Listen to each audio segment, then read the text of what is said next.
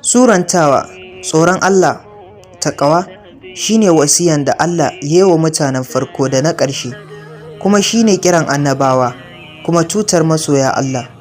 Taƙawa ita ce bawa ya sanya shinge tsakaninsa da abin da yake tsoro, don haka mai taƙawa shine wanda ya sanya shinge da kariya da ayyuka na gari tsakaninsa da azabar Allah.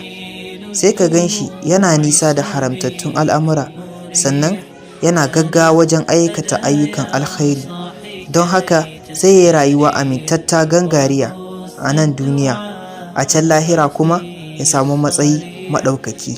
Wassalamu alaikum. Sunana Muhammad AC daga AC Islamic TV. Ramadan Mubarak.